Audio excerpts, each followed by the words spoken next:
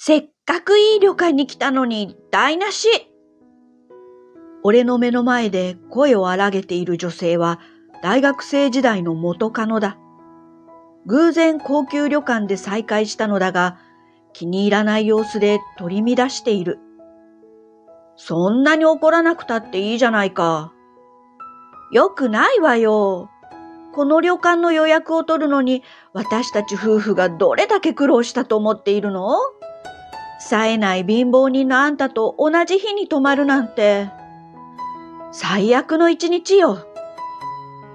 重いため息の後、まだこのシャツ着てるんだ。と、大学時代から愛用している俺のシャツを指さした。超ダサいシャツ。すると、お手洗いから出ていた一人の男性が元カノの隣に立つなり、顔面蒼白でこちらを見てきた。これは俺と元カノ、そして元カノの旦那との話だ。俺の名前は大沢大輔。昔から引っ込み思案だった俺は大学デビューをすることもできず、相変わらず地味な男だった。授業のない日は大学の近くの友人宅に上がり込み、持参したパソコンでゲームを開発する日々。俺のゲームはどこに出すわけでもなく、ただ自己満足で作り、仲間内で楽しんでいた。これ、就活に活かせたら有利だよな。家主の飯田くんは言う。彼は一番ゲームを作るセンスがある。それに行動力もあるので、先日なんて即売会に参加して自分のゲームを売っていたくらい。なに言ってんだよ。アマチュアだから楽しいんじゃないか。これを本業にしたら大変だぞ。真面目なカイ君はキーボードを叩きながら淡々と答える。凡人は大学を出て、それなりの会社に入って、それで趣味でゲームを作って仲間内で盛り上がるのがいいんだよ。そうだよな。趣味を仕事にして成功するなんて一握りだもんな。俺たちは自分たちの人生について冷静だった。お互いに凡人であることを認めていたし、安全な道だけを進むように慎重だった。男のロマンはゲームの中の主人公が叶えてくれる。ゲームは自分たちの分身だった。それで大沢は就職決まりそうか？俺の心配するより自分の心配をしろよな。お前また書類で落ちたんだって？イケメンでスポーツ万能のあいつはもう就職が決まったって噂を耳にした。俺たちはいつまで経ってもカゴの中から拾われない。不細工で地味で特筆した特技もなく無能な俺たち。俺たちで会社立ち上げるか。飯田くんはのんきにつれづれと自分の頭の中に浮かんだ会社名を口にする。バカ言えよ、そんな金もないくせに。この状況が永遠に続けばいいと何度思っただろう。大学は地元から遠い町にやってきた。何かを変えたくて。でも何も変わらなかった。その代わりに俺はここで仲間と出会った。しかし就職をしてしまえばきっと別々の道を行くことになる。そうなればこうして空き時間に会うこともだらっとした一日を共にすることもなくなるだろう。携帯電話が鳴っている。ソファーでうたた寝をしてしまったようで、あたりは薄暗くなっていた。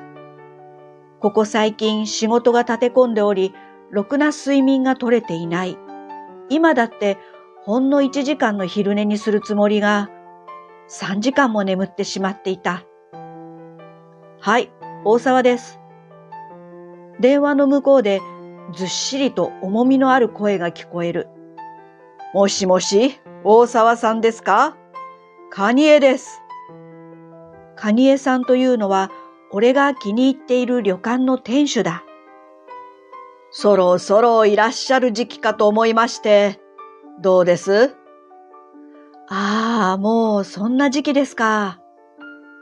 旅館から見える一面紅葉の風景を見るのが楽しみで、いつも見頃の時期にここを訪ねている。ええ、仕事は忙しいですが、ちょうど山ですから週末には終わるかと。そうだな。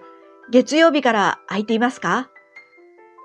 店主は、もちろんですとも、と声を明るくさせた。電話を切った後、先ほど見ていた夢の断片を思い出す。大学時代の友人。俺はすっかり年をとって髭には白髪が混じり始めた。低たらくな日々だったが、今ではもう手にすることのない日常だろう。俺を取り巻く環境はガラリと変わってしまい、会社の椅子で気絶してばかりだ。あの頃に戻りたいかと尋ねられたら、5秒くらい悩んでノーと答えるだろう。大学生の自分は楽観的な側面を持っていながらも、時々ただならぬ不安が押し寄せ、人生について重く考えてしまう時間があった。今は、そんな不安はない。目の前にあるものを信じ、まっすぐと進む自信があるからだ。俺には一度だけ彼女ができたことがある。大学4年生の時。彼女、若林明子は突然話しかけてきた。ねえ、君、いつもパソコン持ち歩いているよね。すっごく珍しい。どうして？俺は明子のことを最大限警戒しつつ、ゲーム作るのが趣味だから、と答えた。なぜ女性にここまで警戒するのかというと、先日、飯田くんが街中で美人に話しかけられたと有頂天になっていたのだが、喫茶店に入るなり、いわゆるマルチ商法の話を持ち出されたからだ。ゲーム？どんなゲームなの？別に君に教える必要はないだろう？足早に去ろうとする俺の T シャツの裾を明子は引っ張った。私、君に一目惚れしたのよ。そう言って恥ずかしそうにうつむく明子と俺が付き合うようになるのにさほど時間はかからなかった。しかし、人というのは春夏で出会い、秋冬に別れるというが言葉通りの関係だった。大学4年生の秋なのに仕事決まってないの？それやばいよ。これが明子との最後の会話だ。彼女は俺の話なんて聞く耳を持たず、一方的に話を終わらせた。ほらな、女なんてのはすぐに信じるもんじゃないのさ。と海君は言う。失恋により、俺は1週間ほどありえない量のお酒を飲んではトイレにこもった。お前さ、人んちで吐くのやめてくんね？自分の家でやれよ。こんな俺を一人にするっていうのか？もし死んだらどうする？一緒にいてくれるのが友達だろ？俺がそう叫ぶと、うんうんとうなずきながら、海君が口を開く。そうだぞ、飯田君。しかも、大沢君の家はボロアパートだし、この家と違って隣の生活音が丸聞こえだ。すなわち、隣人に迷惑がかかる。おい、俺には迷惑をかけていいってのか？そんなことを言いながらも、飯田くんは毎回美味しいご飯を作ってくれた。飯田、結婚しよう。俺が幸せにするから。やだよ。短期間で2度の失恋。俺の人生はもう、やるしかなかった。旅館に到着すると、懐かしさが押し寄せてきた。初めてここへ来たとき、隣にいたのは飯田くんと海くんだった。男3人の卒業旅行。せめてもの贅沢をしようだなんて言って、高級旅館を予約したのだ。一人でキャリーケースを引っ張り、フロントに到着すると、旅館の女将である蟹江さんが迎えてくれる。お待ちしておりました。おかわりないですか？ええ、もちろんですとも。蟹江さんもお元気そうで。大学4年生の頃に訪れてから毎年今日で21回目。相変わらず1年のご褒美にこの旅館はぴったりな佇まいだ。今年も紅葉がきれいな部屋を用意しておりますから。蟹江さんから鍵を受け取り、きびすを返した。エレベーターは突き当たりを右に曲がったところにある。荷物を中井に預け歩き始めると、曲がり角で女性と肩がぶつかってしまった。すみません。で、あきこ？見覚えのある顔。すっかりおばさんなんて言ったら失礼になるが、同じく年を重ねた元カノがいた。なんであんたがここに？ああ、毎年ここに来ていて。すると、あきこはのけぞって笑い始めたのだ。無能のくせに生きがるなあ。あんたがどれだけ使えない男かわかっているんだから。私の旦那はね、今部長なの。超優秀で次期取締役になるって噂もあるんだから。あんた、旦那がトイレから戻ってくるまでにどっかに消えてよね。こんなのが知り合いだと知られたら恥ずかしいもの。彼女は高級ブランドの服にカバンを持ち、高飛車で高圧的な態度だった。それに、あんたまだその服着てるの？服を買うお金すらないのね。背伸びしてここを予約するくらいなら服買った方がいいわよ。間髪入れずに、あきこは俺のことを見下し続ける。やがて一人の男性があきこの前に立ったのだが、俺の顔を見るなり、みるみるうちに顔面蒼白になったのだ。あなた、もしかして、大沢大輔さん？彼は手を震わせ、目の前にいる人間の存在を信じられないといった様子で俺をじっくり見つめている。何よ、あなた知り合いなの？呆れた顔で尋ねるあきこに、男性は驚いたようにこう返した。知り合いなわけないだろう？この人は俺の憧れの人だ。まさかこんなところでお会いできるだなんて。は？何言ってんの？こいつ、私と大学一緒だったけど、無能よ？あきこの言葉に男性はさらに動揺すると、こうつぶやいたのだった。嘘だろう？じゃあ、あきこは大沢さんがあの会社を立ち上げた頃の知り合いってことなのか？と。俺たちはあの頃、誰一人として就職先を勝ち取れていなかった。秋が訪れ、いよいよ窮地に追いやられた苦肉の策として、俺たちは起業を決意したのだ。社長は俺、そして飯田くんと甲斐くん。もちろん全員の両親が大反対をした。当然だろう。俺たちを手塩にかけて育て、大学まで行かせてくれたのに、就職先が決まらないからという理由だけでゲーム会社設立を決めてしまったのだから。でも不思議と不安はなかった。飯田くんと甲斐くんがいれば絶対に悪い方向にはいかない自信があったから。俺はばあちゃんに土下座をして軍資金の100万円を借りた。もう後には引けない。やるしかなかった。今や年商数十億のコンテンツを生み出し続けている注目のゲーム会社。そんな人の近くにいただなんて羨ましい。年商数十億という言葉にあきこは顔色を変える。まあね、なんならその飯田と甲斐にも会ったことあるわよ。すごいじゃないか。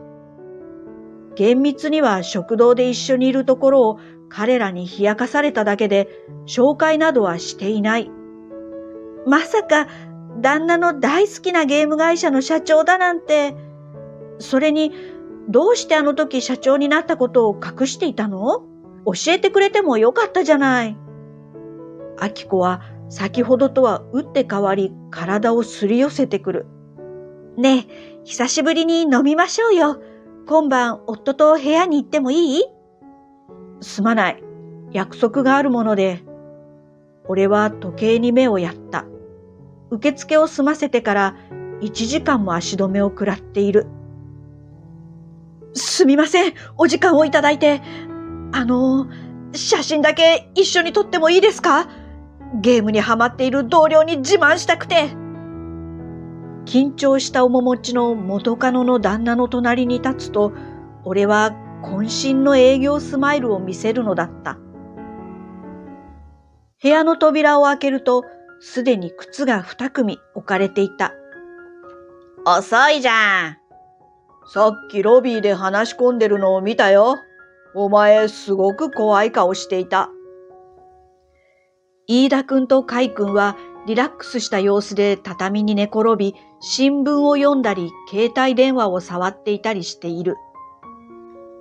それなら助けてくれよ。チェックインがあるから早めに来ていたのに、結局2人の方が部屋に入るのが早いなんてな。冷蔵庫にあった缶ビールを3人で開ける。今日ここに来るの何回目だ？ 21 回目。そりゃ俺たちも年を取るな。最近どうも頭皮が不安でさ。毎日顔を合わせているにもかかわらず、他愛もない話は続く。あの頃の居心地の良さがずっと今も続いているのだ。この旅館をモデルとして出した作品から20年か。俺たちの本当のスタートだもんな。成人式おめでとう。会社を立ち上げた頃の自分たちは何本かゲームのプロットを作っては様々な企業に持ち込みに行って共同制作を持ちかけた。うなずいてくれる企業に巡り合うことができず、しばらくの間、俺たちは無色同然だった。日本がダメなら、海外に行くか。海君のその一言で、やけくそだった俺たちは中国へと渡った。もちろん、誰一人中国語はおろか、英語すら話すことができなかった。それでも、日本で調べていた住所にアポなしで訪問し、担当者を口説く毎日。英語が喋れない外国人のいきなりの訪問に門前払いは当たり前だった。でもアポを取ろうとしてもそれこそ誰にも会ってもらえないのは分かりきっていたことなので、俺たちに残されたのは勢いだけだった。へえ、日本人。何社当たったか数えるのをやめてしまうほどに玉砕が続いていたある日のこと。その日も受付嬢に何とか中にいる誰かを紹介してくれないか交渉していると、日本語が堪能な人物が現れた。今思い返しても彼は日本人と間違えるほどに流暢に話していた。私はヤンと申します。あなた方は？俺たちは日本でゲームを作っているものです。一筋の光を絶やさぬよう、俺たちは持ってきた資料を広げる。それから自分たちが作ったゲームも見せた。それを見たヤンさんは感心した様子を見せた後、これを大学生のうちにとすべての資料を小脇に抱えると、俺たちにこう言ったのだ。これ社長に見せてくる。俺が言うから絶対にうまくいくよ。今日ここで君たちは大きな運をつかんだ。僕という名のね。ヤンさんの言う通り、数ヶ月後、俺たちの運命が大きく変わった。若手の先鋭として中国で話題になり、そして日本でも自分たちのゲームが流行り出したのだ。今では世界中で楽しんでもらえているし、グローバル大会なんかも開催されている。買収だのなんだの話を持ちかけられることもあったけれど、俺たちはずっとヤンさんを信じて3人でやり続けた。喧嘩をすることもあったけど、解散には至らず、こうして3人ともおっさんになったわけだ。定期的に男だけで旅行へ行き、そしていつも通り他愛もない話をする。大学生時代の俺たちは趣味は仕事にできないと信じて疑わなかったが、結局窮地に立たされて趣味を仕事にした。できたのだ。不可能だと思っていたことが。もちろんおばあちゃんには100万円どころか稼いだお金で一軒家をバリアフリーに建て替えた。たくさんの恩返しを果たしたつもりだ、両親にも。あの時、おばあちゃんのお金がなければ俺たちは今頃どうしていただろうか。コンビニでレジでも打っていたかもしれない。おばあちゃんが俺たちを一番に信じてくれたからこそ、自分たちもまた己を信じて突き進み始めることができた。新しいゲームも無事リリースできたし、今日はとにかくお祝いだな。ああ、きっとこれもヒットする。俺たちが久しぶりに世に出す渾身のゲームなんだから、面白くないわけがない。3人の野心家は自信たっぷりに乾杯をした。